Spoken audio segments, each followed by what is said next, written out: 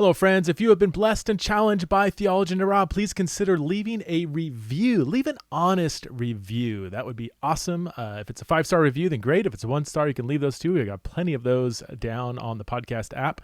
Or you can share this episode or other episodes like it if you wouldn't mind spreading the word about Theology in the Raw. That always helps too. And if you have some nickels in your pocket, you can also support the show for as little as $5 a month. I guess it's more than a nickel, but you can support it for a nickel a month, but I don't know if they'll even register. But you can go to patreon.com/Theology in the Raw. So support the show for as little as $5 a month to get access to premium content.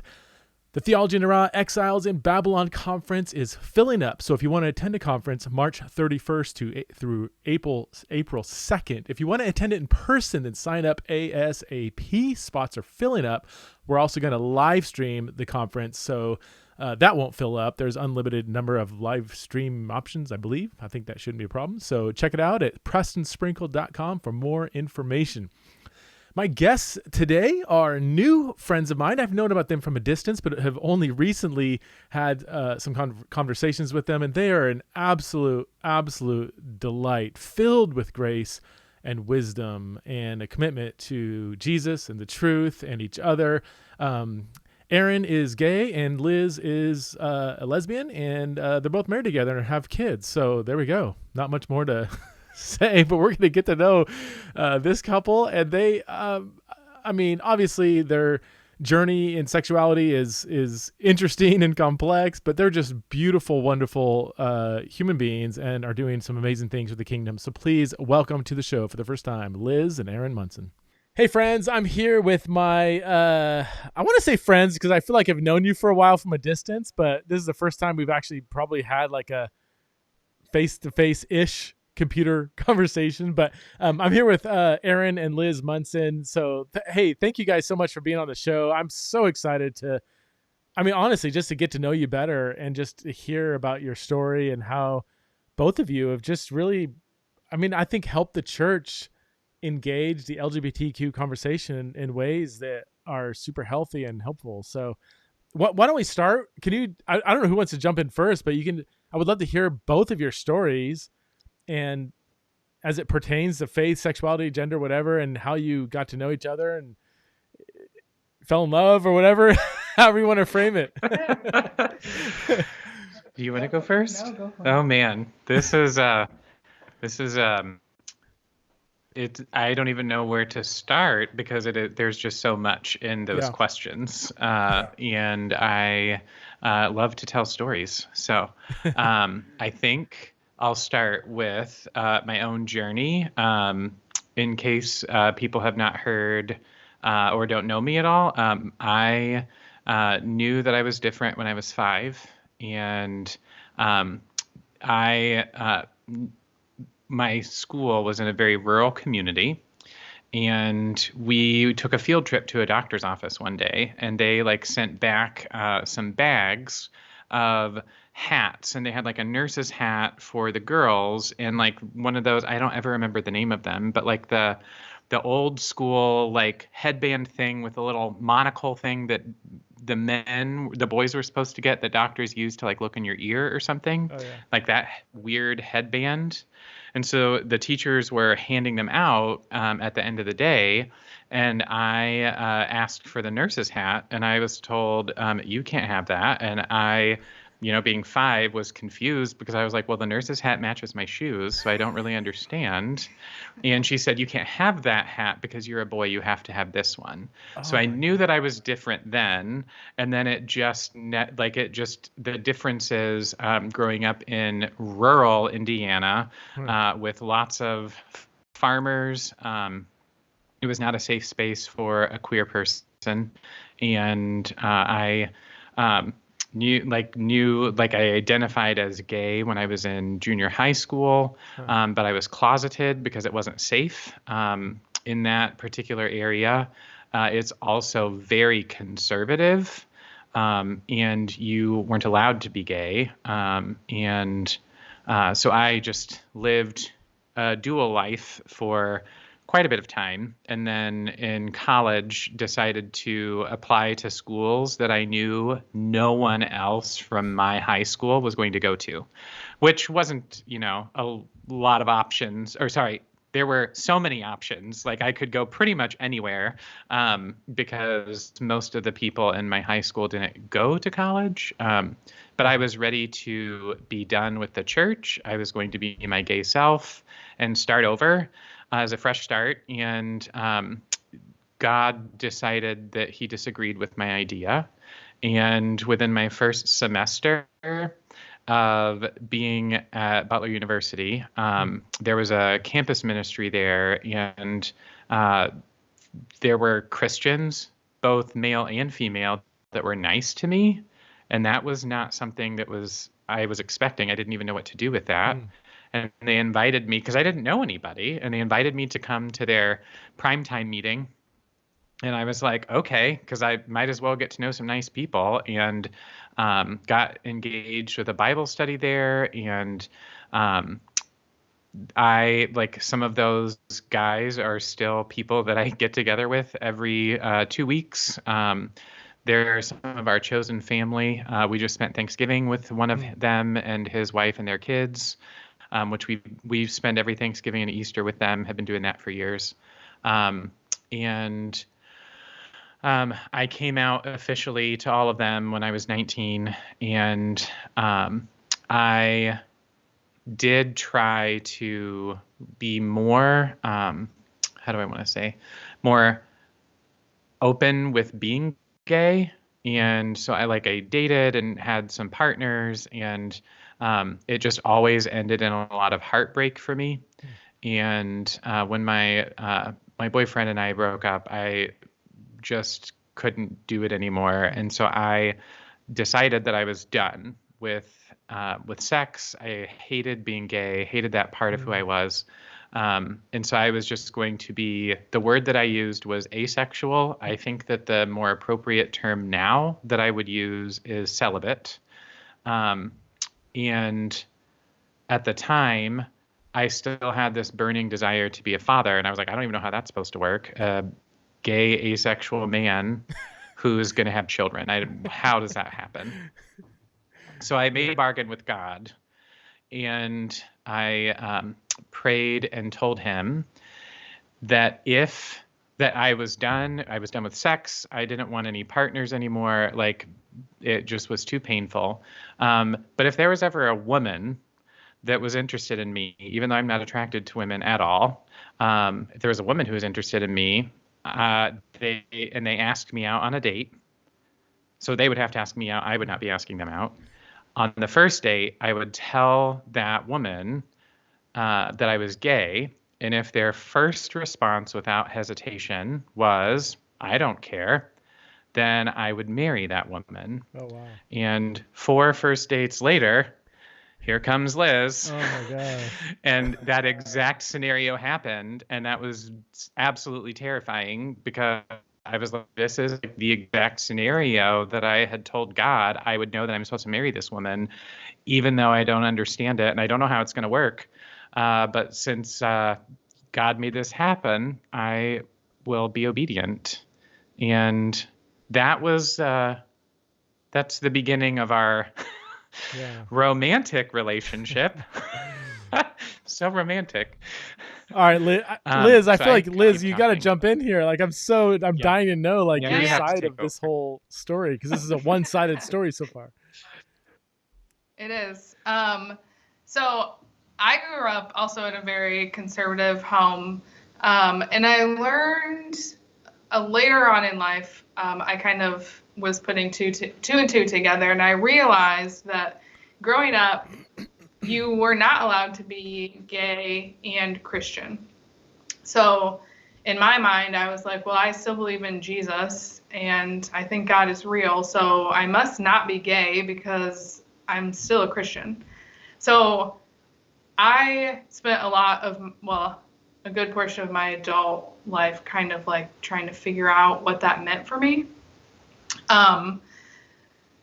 So I didn't care that Aaron was gay because I had been in a 4-year relationship with a woman prior to meeting him, and was kind of in a similar place where I felt like I was supposed to be a mom, and I was supposed to marry a man, but I probably wouldn't be able to find somebody to marry me if I was with a woman. So I, yeah, I just, we ended that, and a few months later I met Aaron. So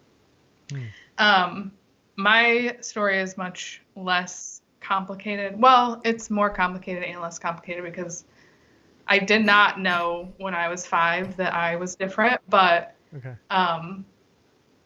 yeah, the journey for me has been like a lot later in life and figuring out all of that.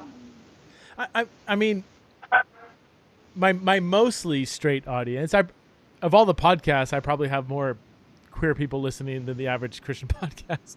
But still, this majority are going to be straight, evangelical-ish. And they're all asking the question, like, okay, you're attracted to women. Aaron, you're attracted to men. You meet. You get along. Great. That's not abnormal, but what does it mean to like fall in love or pursue a romantic relationship when both of you have attractions in the other direction? Like, I don't know. I don't even know what the question is that I have, but like, you probably know what it is. Like, how does that work? Well, I even heard, at Revoice, you said, the number one question you always get is, how does this work? Like, how does that work? So how does it work? Like, I am curious, and I'm trying to raise a question that everybody else is kind of asking. Like, what is this? Is this possible? How can you have a romantic relationship with somebody of the opposite sex when you're attracted to the same sex? Sure. It's a great question, and I feel like there are moments where I don't even really know how it works, and I feel like it is our story, and it has worked for us. We've been married for 15 years, but it is not something that will work for everyone. Sure. So, and it's honestly really hard for me because we have spent the past probably 5 years really like deconstructing our faith and diving into like what that means for us. So anytime anybody calls something a God thing, I kind of like cringe and roll my eyes, and I'm like, okay, like, really? But like, honestly, it's really the only answer I have for this question. Like, it was God, and I hate that answer because it seems so like trite and cringy, as our preteens would say. But it just really, I mean, I feel like we could come up with a million explanations, but the only one that I can come back to that makes sense every time is that it's what God wanted for our life. Yeah. I want to start by saying, like, you mentioned Revoice and our talk at Revoice, and my biggest regret at Revoice, because I feel like we did, like, for never having spoken in public out loud to an audience about our story before, together, I feel like we did a pretty decent job, except for I wish that we had made it very clear to all people who are listening that, as Liz said, this is our story. Yeah. And it is our story, and it is not to be used as like held up and idolized for all Christian queer people. Like these are options for you because of how, like, on the other side, like, there are people who enter into mixed orientation marriages, where I shouldn't say traditionally, because is it traditional? It's kind of new, these terms. But the most common understanding of a mixed orientation marriage is a straight person and a queer person who are married together. And we have seen multiple of those marriages, even after, a decade, just like dissolve. Sure. Yeah. And end in divorce because it's hard. And so I wish that we had done a better job of communicating. This is our story, and it works for us. And just like when you've heard one gay person's story, you've heard one gay person's story. you've heard one queer orientation marriage story, might be the only queer orientation marriage story you ever hear in your life. And also that's okay. We deserve a space at the table too. So I want to say that. If it's Sorry, if it's any consolation, I did not. I heard that at your Revoice talk. I don't know if you said that explicitly, but I did. I never got the slightest impression. What's that? And I wish that we had said it explicitly, because afterwards there was someone who is in the LGBTQ community whose parent was there and came up to us and said that the talk was so good, but their straight parent, like, it rekindled a hope in their heart that they can now start looking for someone of the opposite sex for them to marry. So yes.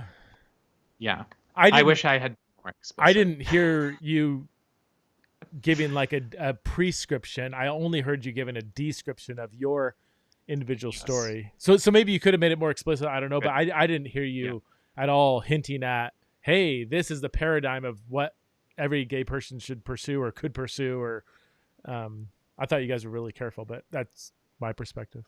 Great. Yeah. Well, thank you. Thanks for sharing that. So now that I've gone on that tangent, the question was, how does that work? I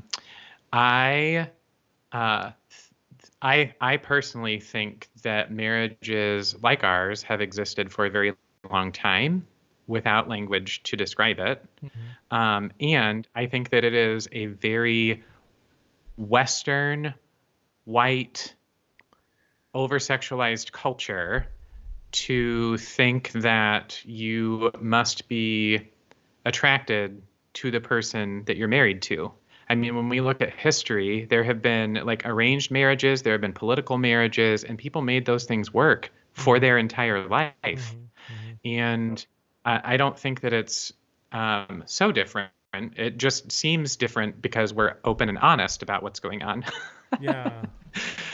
And so I also think that when we that question, how does that work?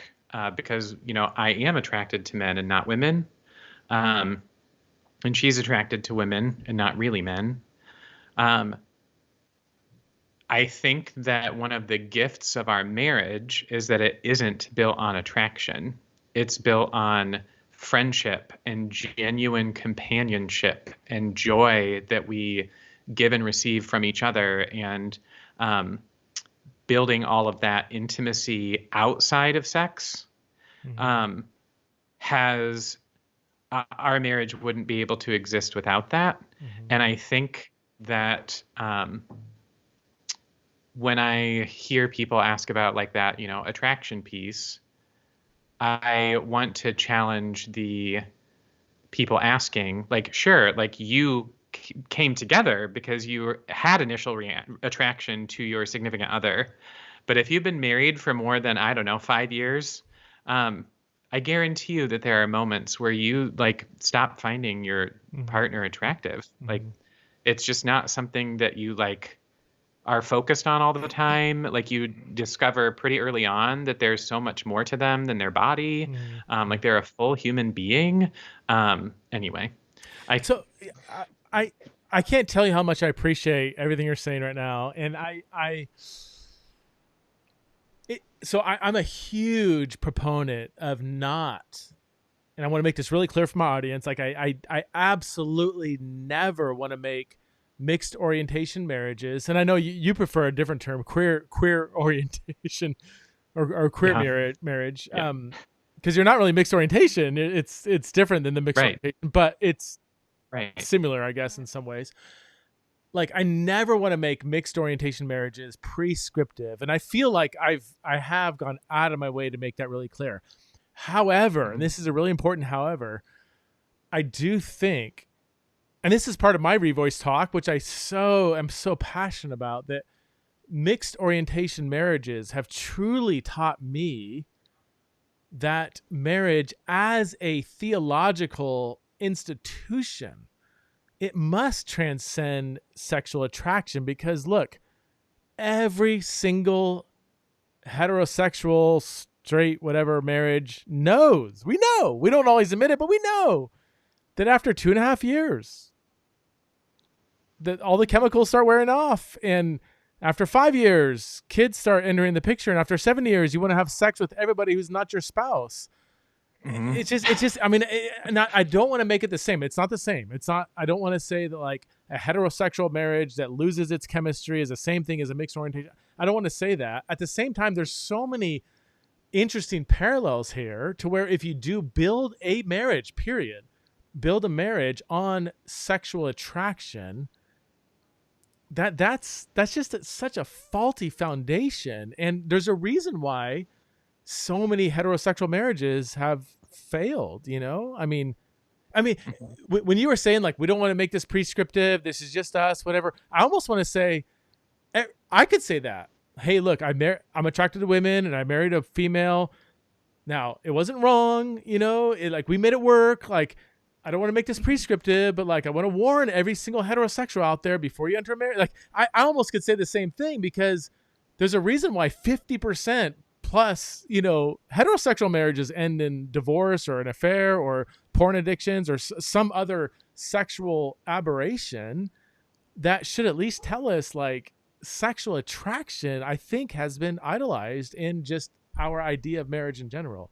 I'm talking too much, but Aaron, what you both are talking about, it's so like helpful for me as I reflect on just marriage as an objective institution.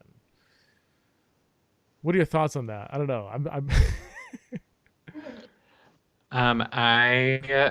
My thoughts are, I agree completely, and I think that one of the gifts of being in. So if we could like identify some modern day prophets, I think that mixed orientation marriages and celibate gay Christians could be this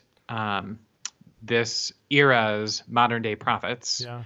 Because the sacrifice that we have to make, like when you look at the Western culture, what sacrifices do most people have to make, really? It's like, oh my God, I'm so stressed out. I have to, do this and pay these bills, and good thing you have a job. Like, just so many things. I wonder if, because of the long suffering, that really I thought is supposed to be a part of every believer's experience, everyone who calls himself a Christian, like it's that.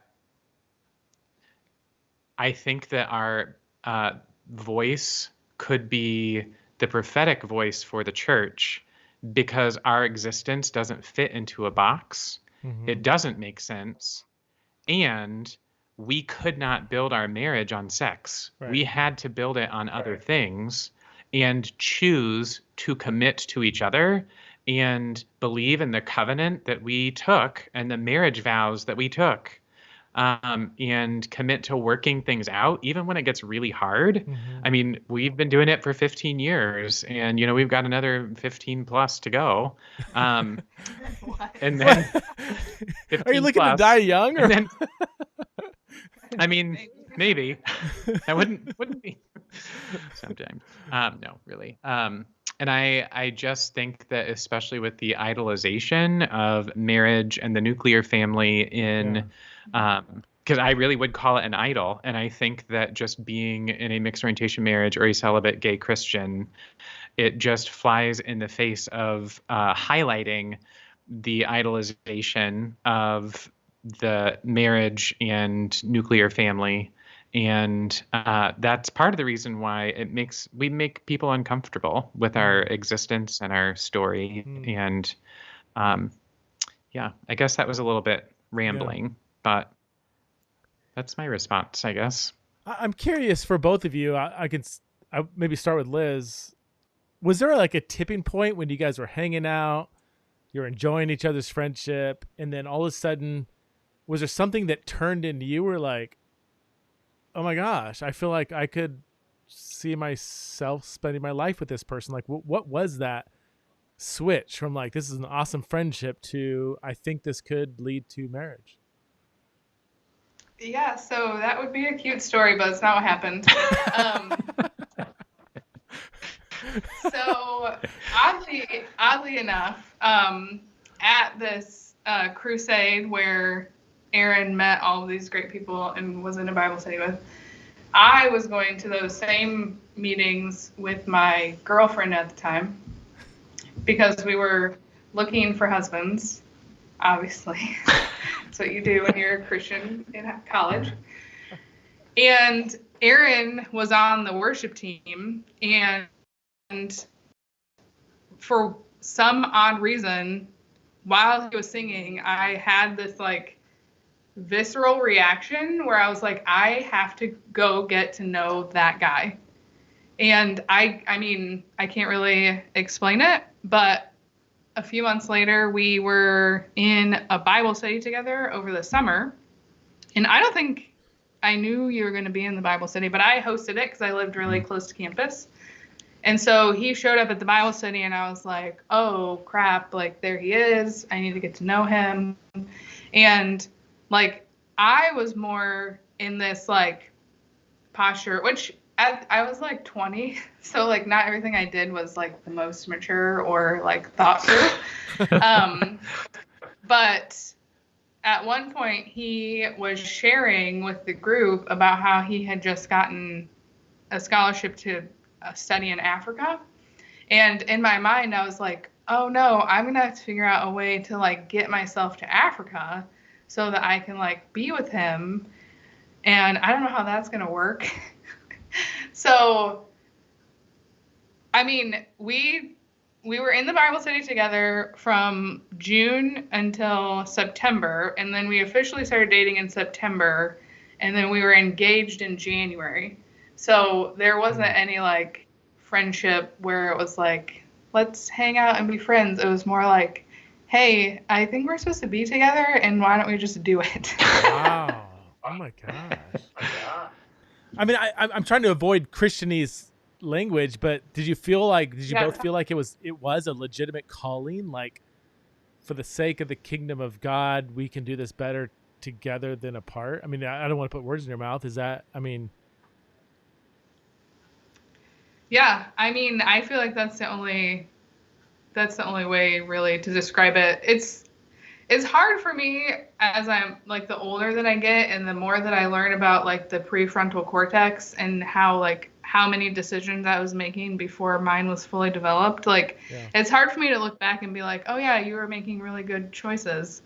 So like I feel like it is just what we're supposed to be doing, and I agree Christianese is hard for me to kind of use, but Yeah, I mean, I can't think of a better or more fitting word. Because for her, like, I didn't have any of those thoughts. I didn't even know who she was, like, because she was always with her girlfriend, like literally her girlfriend, not like, this is my friend who's a girl. Like, this she was that too. Oh my gosh. So I didn't even know which one was which for a long time.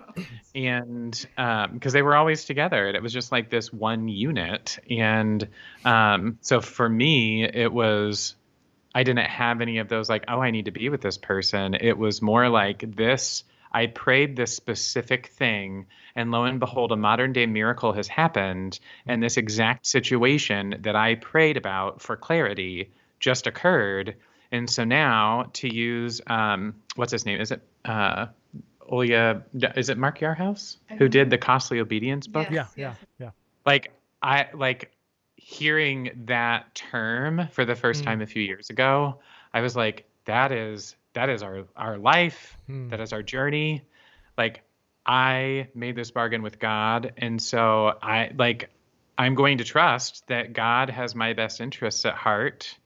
And I'm going to pursue this, even though this is terrifying. And that's something else. Like, we talked very early on about lots of vulnerable things, like our coming out experiences, and what we like getting to know one another as human beings very, very fast.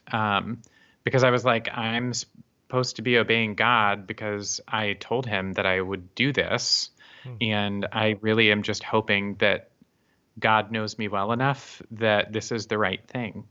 And it was scary because although I guess I could say I was in control. I did get to make my own decisions. That didn't even enter my mind because I just wanted to follow what God's best for me was. Mm-hmm. And I needed to trust and have faith that that was it. I'm curious what benefit, well, not benefit, I'm trying to search for the right words here. How has each of your sexual orientations maybe helped the marriage? I'm thinking primarily of like mixed, like traditional mixed orientation marriages where you have one queer person, one straight person, where I can imagine there's still like a long process of understanding each other and frustration and whatever. My initial assumption, and let me know if this is completely wrong, is, well, if both of you have a queer orientation, at least there's some kind of like common, even though there's different sexual attractions going different directions, there's got to be some kind of common understanding of like, hey, I totally get it. Like, I know the difficulty you're going through. Like, I totally get it. Like, is that an accurate assumption? Do your each of your orientations, in a sense, is it almost helpful in a different, interesting kind of way? Oh my gosh, 100%. Yeah, I mean, I'm assuming it's probably a lot like being married to a heterosexual person. Being straight married. Two straight people being married to each other, because we do have conversations where, like, we're really open about attractions and like struggles, but it is like, I feel like we can relate to each other because we do understand where the other one is coming from. And I feel like it is similar to two straight people being married, because if one of us is like, oh, we're watching a show and we're like, they're so hot, and the other one's like, I don't get it. But like, it's not weird for us because we've been talking about it since the beginning. And it's just been part of our regular conversation. And I do feel like we should probably mention, though, that like bargaining with God is probably not the best way to like move forward with your life. Yeah, what do you mean by that? You're describing right now sounds legitimately insane. Yeah, I know. Well, so let me as a parallel, as a weird parallel, and I don't think I've ever talked about this, on the podcast, but like, my wife and I both have, I would say, stereotypical male and female sexualities. And I know there's divergencies or whatever, but like, the male sex drive is typically higher and different than a female sex drive, which is more complex and involves a lot more relationship, romance. And there's just a lot of complexity there. And there's times, and both my wife and I are kind of like, I wish you could just step in my shoes for a second and experience what I experience. And we both feel that way, like, but here with you guys, in a sense, in an ironic way, you can almost do that a lot easier. Like, oh, I totally get it. Like, yeah, I totally get what you're going through. I don't know. Oh, that is 100. Like, in our experience, like Liz is not like, she's a complete introvert, and so like her doing any kind of public speaking has been such a mark of growth and courage on her part. I've been sharing about myself for quite a long time, and sometimes, like, one of the gifts of understanding, like, being in the queer community is sometimes, like, in the past when I've shared or have talked about my attractions at churches or whatever, I've been asked not to come back. I've had some very awful things said about me on social media, and like things that are just so hurtful. And to have another queer person who is my partner who is like, this is terrible. And like, let's also remember that this is a human being who clearly does not have compassion, like doesn't want to understand and wants to just judge instead, like to talk me down off of those things has been really, really helpful. Yeah. And I would also say, like, the other gift of being in this queer orientation marriage is that we get to be fully ourselves. Because like Liz has complete freedom to dress however she wants. Like, she shops in the boys section because clothes are cheaper there. And she feels more comfortable in most boys' clothes. Like, that's totally fine. Like, I don't care. Like, you want to, stop shaving your legs, who cares? Like, it's not going to help or hinder any aspect of our marriage. Like, that's great. Like, you do you. And I know that I have that same level of freedom that is given to me, and I think that part that is pretty profound. That I think is unique in a lot of marriages. Yeah. Like, I don't feel like I need to edit any part of who I am to make Liz, to try and make you more attractive. Yeah, to make her more attracted to me. No, I mean, you guys have a very honest relationship. I mean, it has to be. I mean, just from the very beginning, there's such deep level honesty that was essential to talk about. So that kind of foundation, like, I mean, honestly, part of me, and I know probably a lot of straight couples listening, like, we're almost like envious. Like, gosh, like, from the very beginning, you had to be like, here's the depth of who I am. Yep. Deal, let's go from there. And I would imagine you both probably have an easier time with honesty and struggles and fears and all these things that a lot of heterosexual couples might really struggle with, because their relationship was built on sexual attraction. I think you're hot. You think I'm hot. Great. Let's get married and have sex, And then when you're really struggling with like deep things of life, it can be, really scary to like open up and be vulnerable. But your relationship was built on vulnerability. Do you guys do marriage counseling? No. I got some couples that I would love to refer to you. We have not done that. Sorry.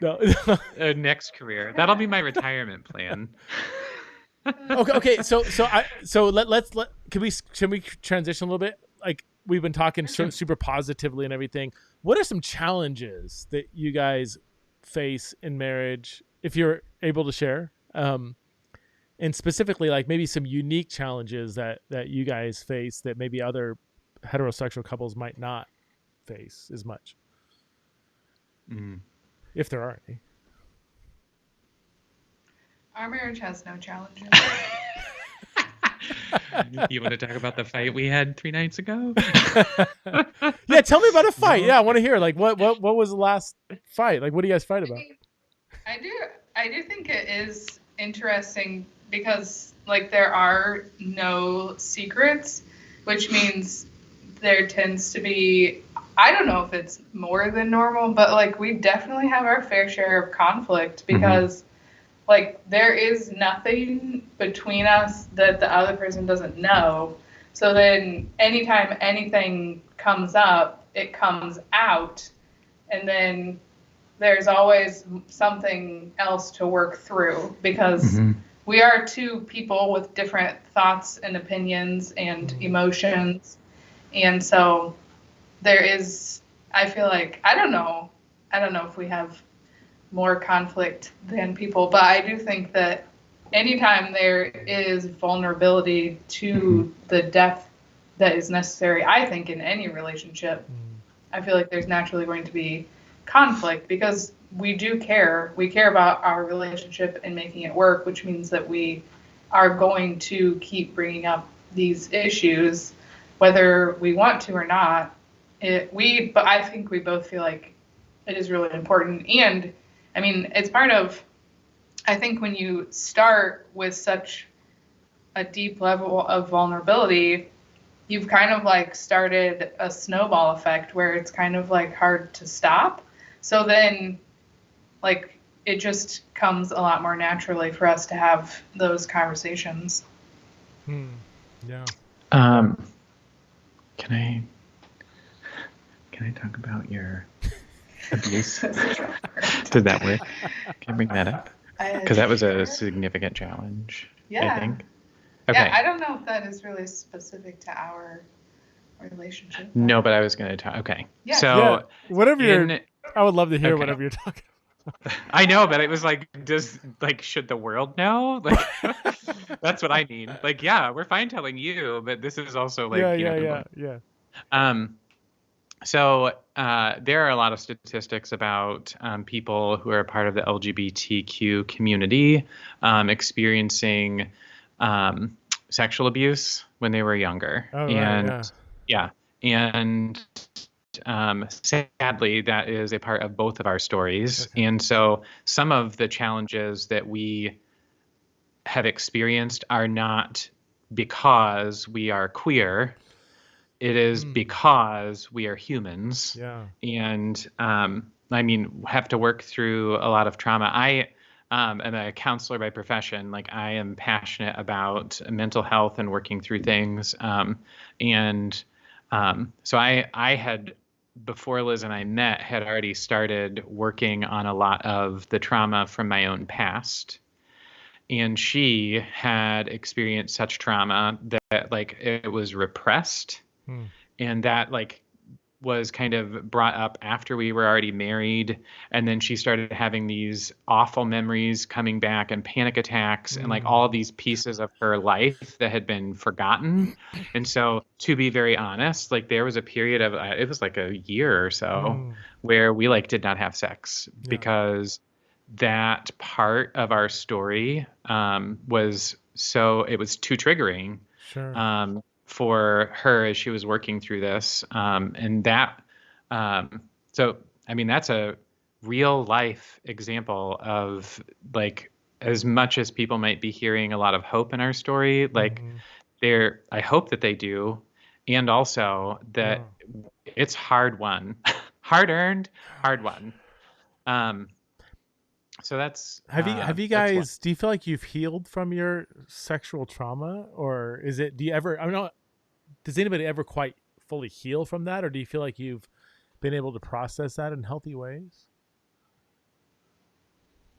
Yeah, I was reminded Aaron was on a different call last night talking about a similar thing, and he brought up the fact that like anytime something happens in your life and you look back on it and if you still feel any kind of like anxiety or dread or any kind of like negative emotion about it, then Anything other than peace.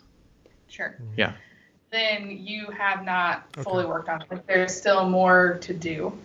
So I feel like that for me has been a really good kind of scale to look back on things that have happened in my life. Like, I think we all have things that we will continue to work through until we die. But I do think that I have gotten to a point where I feel at peace. Now, will that change in a month if, something else comes up? I have no idea. But I feel like in this moment, I feel like I am in a good place Okay. with my story and where that has taken me. It Yeah. has been quite a journey. Um, yes, the way that I described that was like an onion, which is not a beautiful analogy, but in Shrek, he's like, an onion has layers, Yeah. an ogre has layers.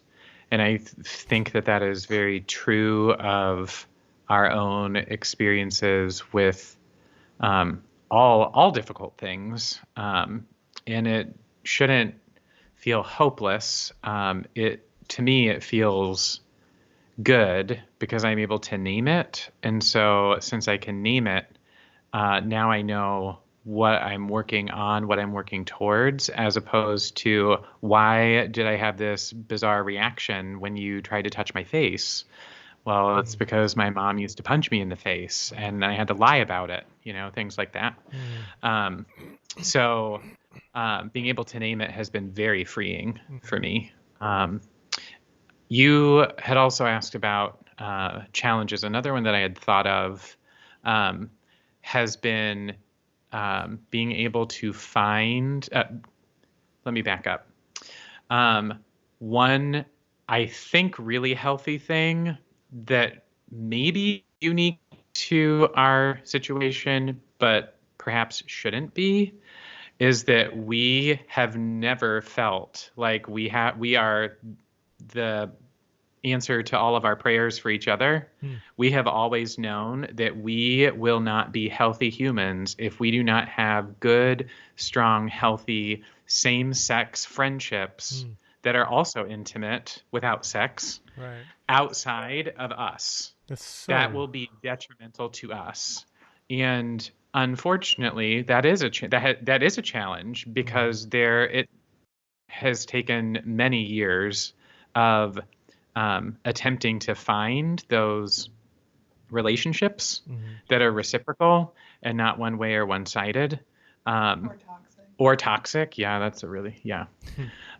It's taken a lot of pain and heartache to get to where we are now with the really good, healthy, chosen family that we have.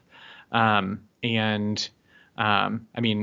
it's one of the like I've had in the past 2 years a few job offers that would require me to move, and I'm like, no, because I'm too old to have to start that over, because it was so hard. Because so many people, like, when they get married, they just like cocoon, and I don't understand that. That would have killed us. Well, you've used the phrase "chosen family" a couple of times. Can you unpack that a little bit? That's an unfamiliar phrase to a lot of people. Yeah, I'll go first, and then you can fill in. It's easier for me to use because my family is kind of a mess. My mom died a few years ago. My brothers and I don't really talk for many, many reasons. Some of it has to do with some of the trauma that we experienced when we were younger, and some of it has to do with some other family things, and the fact that I'm gay. And so it's just like they've got kids, and it's like this, the last time I talked to them was at my mom's funeral in 2019, other than like a random text here and there. So it's especially at holiday times when our culture is like all about family. It's especially meaningful now that we have people that do feel like family to us, that we spend some holidays with, because we didn't get to experience that with our biological family. Okay. On my side. On your side, okay. Liz, how about your side? What's your relationship like? Yeah, so my my family is nearby, and we do see them at the holidays, but it is not like the relationships that I have with my family are not the same as the relationships that we have with our chosen family. I feel like the older I've gotten, the more I've come to understand a lot of like life things that people talk about, and as a younger person you're like whatever, but like I do feel like it is really important for any relationship, especially in a marriage, but like anytime you're growing, you're either growing together or you're growing apart. And I think that one of the most important things about our chosen family is that like we grow together. And one of the really important things about that, especially because of our sexuality, is that everyone knows everything about us, and they have from very early on in the relationship. And so they're able to hold us accountable on things. Part of the challenge was finding people who were okay with our story and they didn't feel threatened by it or intimidated by it or, I don't know, disgusted by it. So having people in our life who know everything about us, who we are open with over, like, as things happen, we communicate with them. They know what's going on in our life, and they still love us where we are. We still love them. Like the relationship is a two-way relationship. which I think is hard to find sometimes. And I think that it makes it more important that, like, my family is great and I'm glad that they're in my life, but the level of like depth and understanding and all of that is just not the same. So that's why I think, I mean, some people are able to have that with their biological family, but I think a lot of people have to find that elsewhere. And especially in the LGBT community, where sometimes the biological family isn't okay with who you are, Right. you do have to find family outside of what that means. So. Yeah. Wow. I'm curious what kind of advice both of you would give to somebody who is gay, Christian, committed to a traditional sexual ethic, and is asking the question, is a mixed orientation marriage something I should be open to? What kind of advice would you give to somebody like that if they're thinking about, like, all right, looks like it's either celibacy or mixed orientation marriage, not attracted to the opposite sex, I don't know what that's going to look like, but I'm also looking at this the pathway to celibacy, and that doesn't look too exciting either. Like, what would you counsel that person to think through, I guess? I think the first thing that I would say is that they need to make sure that they are working on themselves. Because I think that especially in the evangelical church, as I have already alluded to, the message feels like, to be a Christian, you get married and you have children. And so if you are a gay person, the message is, I either am going to have to marry someone that I'm not really attracted to, and that doesn't sound fun, that sounds really messy, or I'm going to be a second-class citizen and be single for my entire life, and that doesn't sound fun either. Right. I think that it takes a lot of work to unpack, to sift through all of the toxic messages surrounding that, to be able to know who you are, and then be able to trust trust the Spirit's prompting in things. Because I mean, that was my own experience, because if I didn't trust that, we would not be together. Also, I would say, if you think that you are maybe being called to a mixed orientation marriage, I think that being completely open at the beginning is absolutely key. Okay. Being open about you. And so that's another aspect of like working on yourself. Like, I have seen so many marriages end or have trouble, like significant trouble, because the same-sex attracted partner wasn't honest about that, either with themselves, or maybe was with themselves but not with their partner for a long time, and the damage that causes to the relationship is so deep. It's really hard to come back from that. Yeah.